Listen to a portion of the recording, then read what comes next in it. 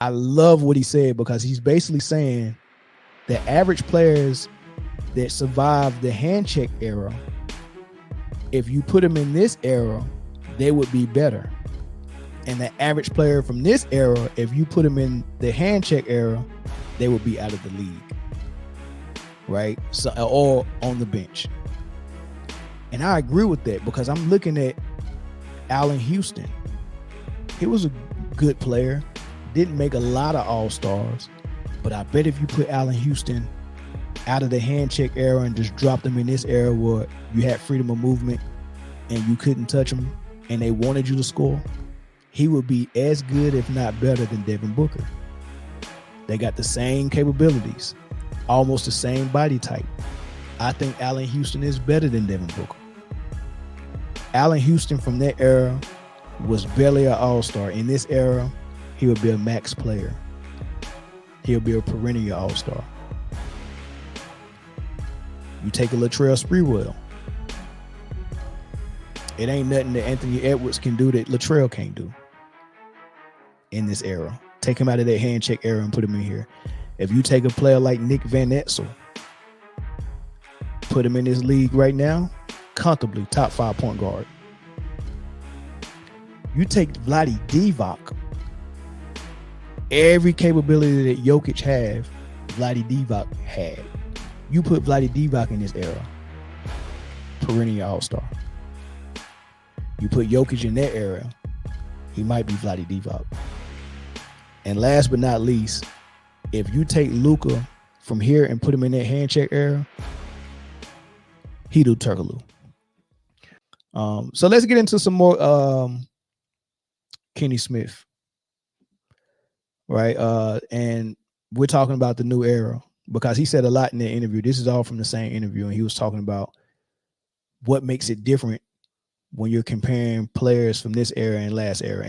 And for full disclaimer, he's not talking about the cream of the crop and the top guys, right? Because he's saying the guys like LeBron, Durant, Steph, Kyrie, those guys that are that great, they would be great in that era as well. It'll look different, but they will be great, right? But he's saying the average players versus the average players then. I love what he said because he's basically saying the average players that survived the hand check era, if you put them in this era, they would be better. And the average player from this era, if you put them in the hand check era, they would be out of the league, right? So, or on the bench. And I agree with that because I'm looking at Allen Houston. He was a good player, didn't make a lot of all-stars, but I bet if you put Allen Houston out of the hand check era and just dropped him in this era where you had freedom of movement and you couldn't touch him and they wanted you to score, he would be as good, if not better, than Devin Booker. They got the same capabilities, almost the same body type.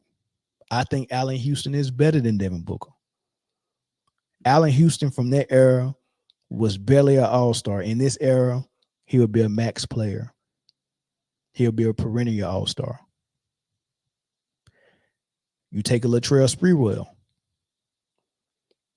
It ain't nothing that Anthony Edwards can do that Latrell can't do in this era. Take him out of that hand check era and put him in here.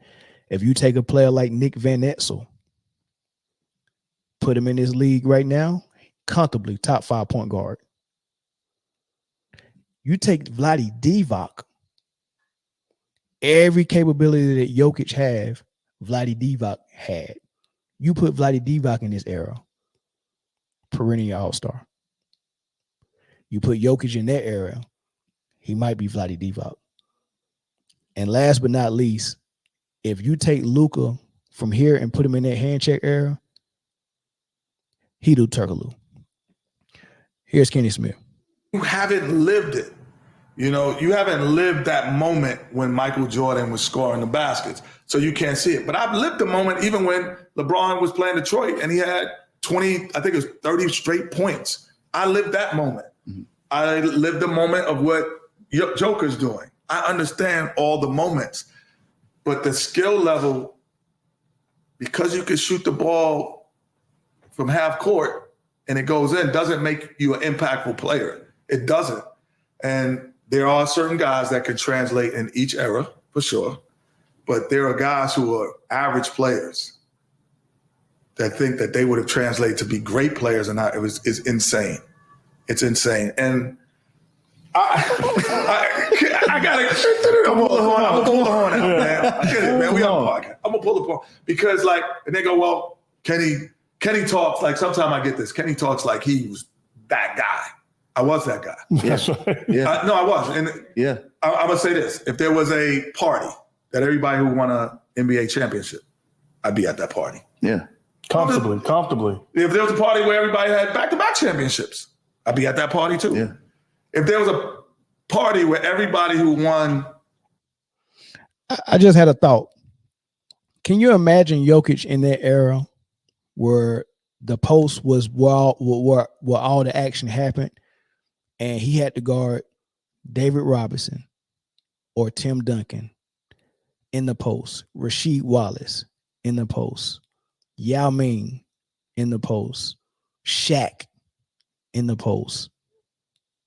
Can you imagine if he had to continue to guard these guys night in and night out?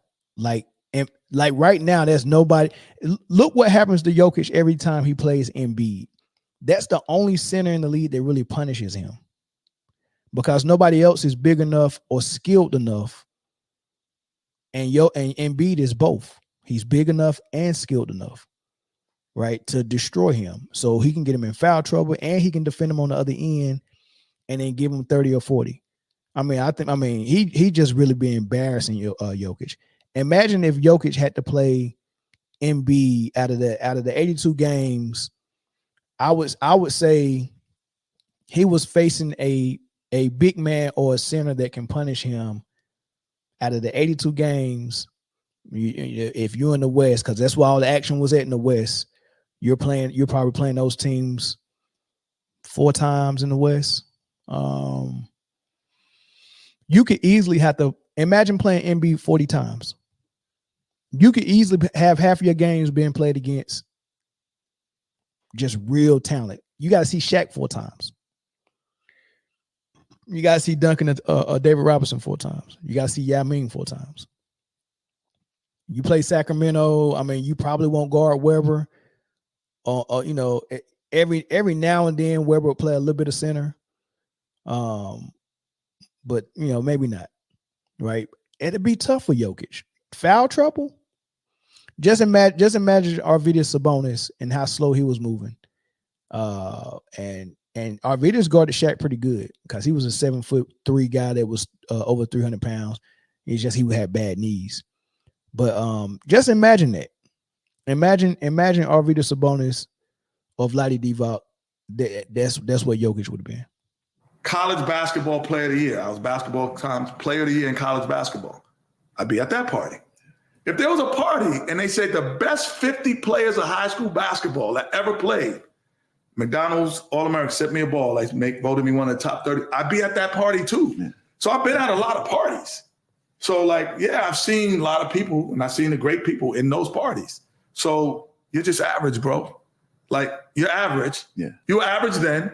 You'd been average then. This dude, what are you drinking? Is that an energy drink? Did we slip something in this energy drink? You wouldn't have been great because you could shoot the three. That's what I'm talking about. We would have covered you. We would have guarded you at the 3-point line. Man, now, and the average player in our era wouldn't have been. Yeah. Let me take that back. An average player in our era, because of the rule changes, could have been better because it's a scoring lead now. Where you come with, there was no, Jack, was there a term called two-way player when we played? No. If you didn't play two ways, you couldn't play. There's no such thing. If you didn't play, it's no such thing as a two-way player. Basketball encompasses offense and defense. So if you only play on one side, you're not playing basketball. You're just playing offense. So it was a lot of players back then that wasn't starters because they couldn't defend nobody. It's a reason why Kerr was just a bench player. I mean, he wasn't that good, but he was a great shooter. But I'm not putting you on my starting lineup. You get cooked by Mahmoud Abdul-Rauf. You would get cooked by Van Exel. You would get cooked by Rod Strickland. You would get cooked by Stockton. Stockton played defense. He had to. Being small wasn't an excuse. Being 6 foot and 6'1" was an excuse for Stockton not to play defense. You had to play defense in the area, or you couldn't get on the floor. The difference between Stockton and somebody that was his size and slow and white is he was tough enough to say, I'm gonna play defense like my life depend on it. That's what I like about and respect about Stockton. He wasn't out there getting cooked. So everybody that's 6 foot and 6'1" like Steve Nash getting cooked, there's no excuse. Luka 6'8" getting cooked, no freaking excuse. I seen Turkoglu guarding LeBron when Orlando put them out of the playoffs when he was playing Cleveland. I seen freaking Turkoglu guarding LeBron. So you can't tell me freaking Luka can't play no defense. It's no excuse. You can't be a basketball player without playing both ends. He's a two-way player because there were very few specialists. So like now you could be a specialist and get $15 million and you're looking at your salary and say, I'm good. No, you're not. Yeah. You're just a specialist that shot the ball. Like, no, you didn't. Can you imagine guys trying to guard you without being able to hand check you? Okay. I threw the lob. Now I'm out. The hand check rule is the single rule why I feel that players in that era would be better players. It's not because they worked harder or whatever. It's just the rule. Because when you play hand check, right? I can get up. Yeah, I can stand up. Okay. If you hand check. Our last guest couldn't. Okay. That was Dave. That's crazy. That's crazy. Somebody, we on the table. If you're hand checking, this is my camera? Yeah. This is my camera. Yeah. Okay. So he's hand checking. I have to, because he's hand checking, I have to turn this way. Yeah. Without the hand check, I can face up here. Now I become a better passer because I have my peripheral is now at 75 degrees, where here it's at 50. Yeah. I'm a better passer because I can see more. I'm a better ball handler because I can play with it. You can't touch me. I'm a better shooter because now my feet are squared up to the rim. Here, I have to turn, and you can see me turn. Yeah. Now I can, hey. And I can, All right. You still moving. That's what I'm talking about. Okay. All right, that was nice. There, boy. That was nice. Yeah. Yeah, so he was just he was up demonstrating and describing how the hand check was, and you can put your hands on somebody, and if your hand's big enough, you around their waist with it, and you're driving them like a remote control. You know what I mean? Like Juicy J said when he said, "You put that ass off in my hand, I remote control it." Y'all, that's what they was doing with your waist, remote controlling it, right? And Derek Harper was really good at that. I remember those New York Knicks teams. Greg Anthony was a really good defender on the ball. Derek Harper was a really good defender. Dan Hubert Davis was a really good defender as well. Man, them dudes was locking up on the perimeter, and they would guard you 94 feet and pressure you. And mind you, remember the backcourt violation used to be 10 seconds, right? You needed 10 seconds. When they putting that pressure on you and they hand checking you all the way up the court, even when they took the hand check away and they were still allowing you to put their arm bar on them, you arm barring them or hand checking them all the way up, you had to do your dribble, spin. You had to do that to get up court with that pressure, and you needed them 10 seconds.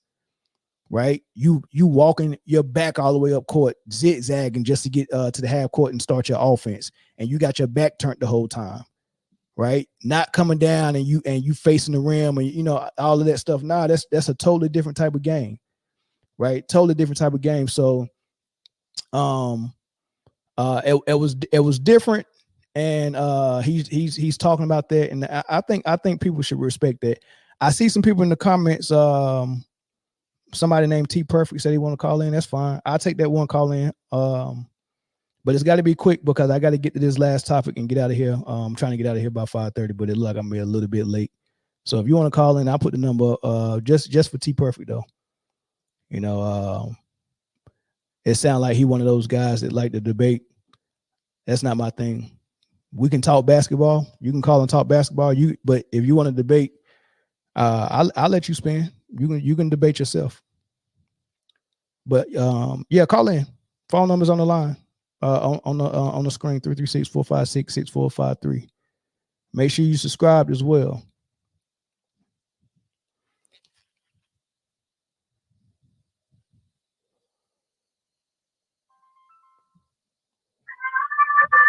caller from Washington State. Who's this? Hey man, what's going on?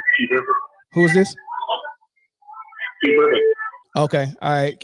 Is there any way to reduce that background noise a little bit? Actually, yeah. How's this? Yeah, you good. All right. What's your thoughts? Awesome, man. So I just came in a little bit late there. We're talking about the hand checking and compared to today's defense and whatnot. I was actually calling for the Kobe thing. Okay, that's fine. Yeah, we'll talk about the Kobe thing. Go ahead. Honestly, man, Kobe's like my third favorite player of all time. I mean, and if you remember, I was at you were on the Go James Keenum podcast a few months ago. We had a great discussion there. Mm-hmm.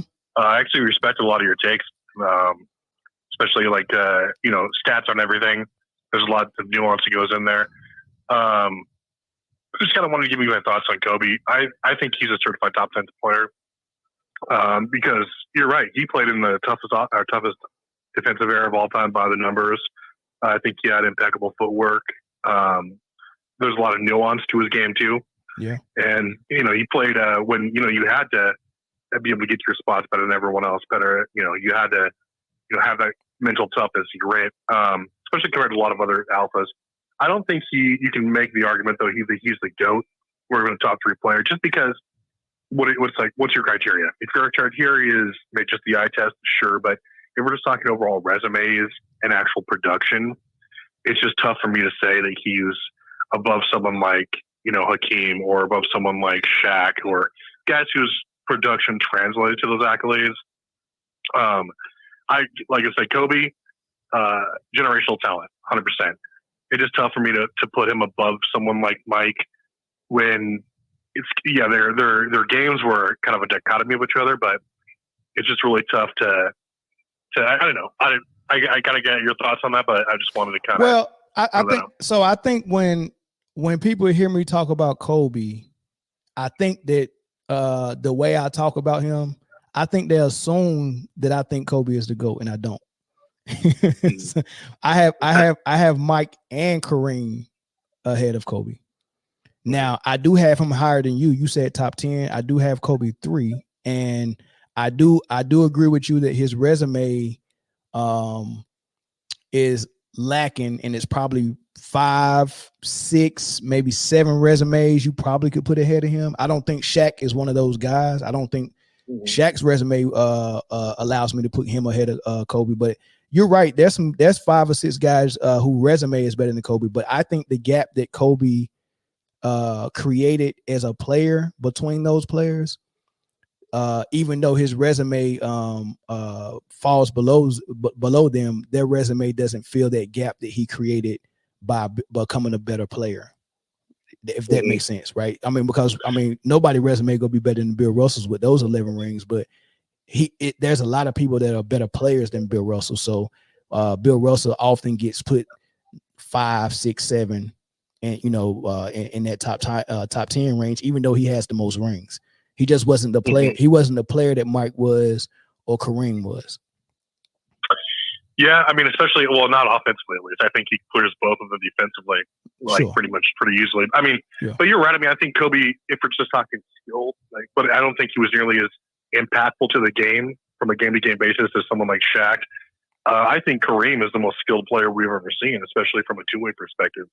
Hakeem, rather. Hakeem definitely is the most skilled big man I've ever seen.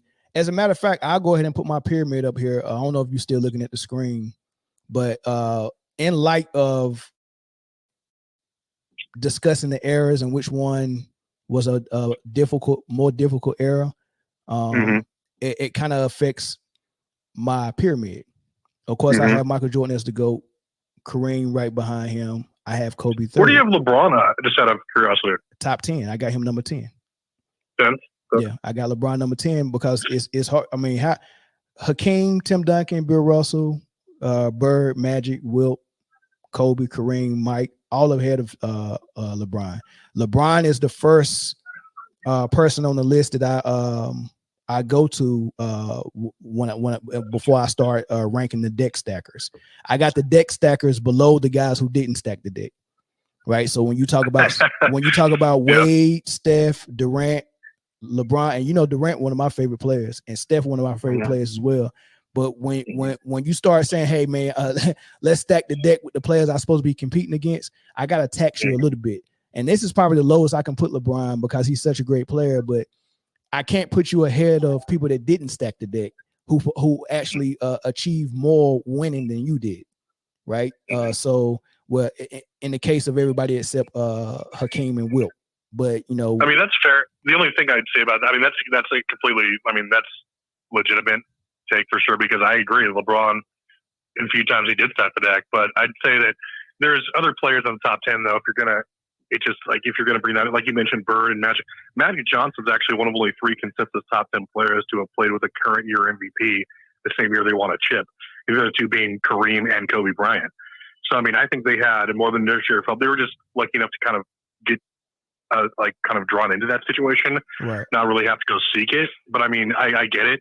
You know, you got to stay and put in the time. But I just think there's a lot of other players who've had, a lot of help organically. But it's definitely a conversation for sure. It's definitely a conversation. And as far as having that conversation, you're the perfect person because you level-headed.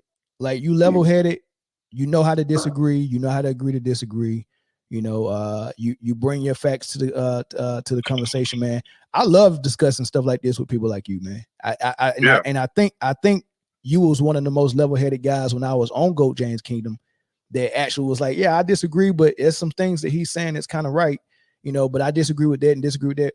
It was easy and fun to talk to you about that, just like it is now. This is a pleasant conversation, man. I wish I had more time. No, for sure, man. I don't want to take up your time. Yeah, but we live again tomorrow. So come through tomorrow. We'll be having more conversations like this, man. I hope you subscribe. I hope you continue to call in, man, because this was a good conversation to have, even though we don't agree on everything. But no, absolutely, man. It's always a pleasure to kind of hear someone who has actually good, logical takes and can spell it out. It's really all you can hope for these days, Yeah. So yeah, for sure. All right, thanks, T. Yep. For sure. Check you later. Yep.